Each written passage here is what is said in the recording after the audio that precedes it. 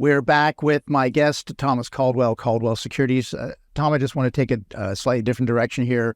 I noticed that Nvidia, I think that's how you pronounce it, is likely to be the world's most valued company, either now or shortly thereafter.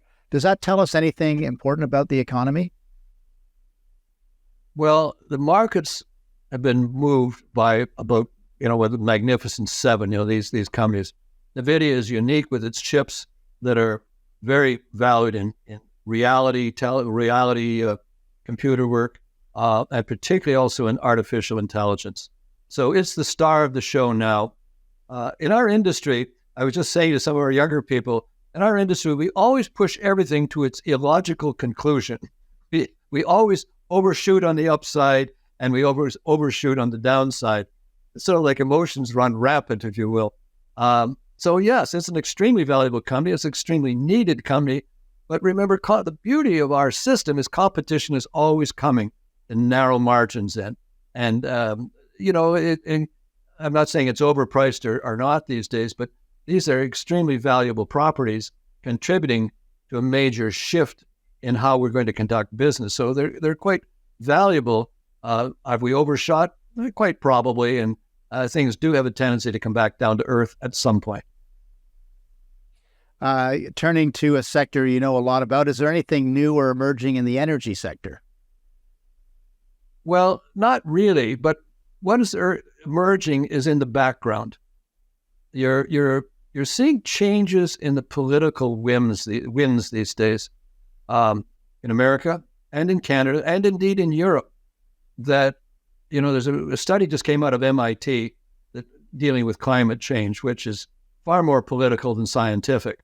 Al Gore was the greatest snake oil salesman on earth. What is happening is that you're seeing a shift back that we cannot meet these zero targets. I think the cost is $286 trillion to even get there.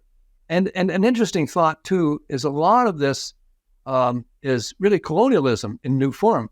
The less developed countries in the world can't match this. They can't come up with this. They have to, in many cases, burn trees for one. So you really are entering a period of time when people are starting to realize that we can't make the shift as quickly as we'd like to.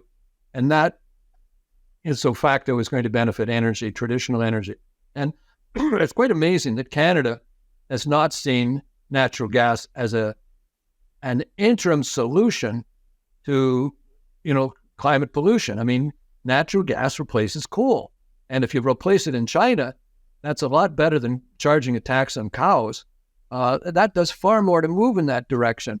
So I think what's happening is people are starting to realize they're getting fed up with governments. They're getting fed up with these hobby horse policies, this flavor du jour kind of thing, and we all have to come and do our thing. No matter how heavily propagandized you may push forward with your cause, I think people are realizing that. And I think you're seeing it in the political winds, which will reflect back in equity markets in some form or other, maybe a year or two down the road, but maybe even sooner.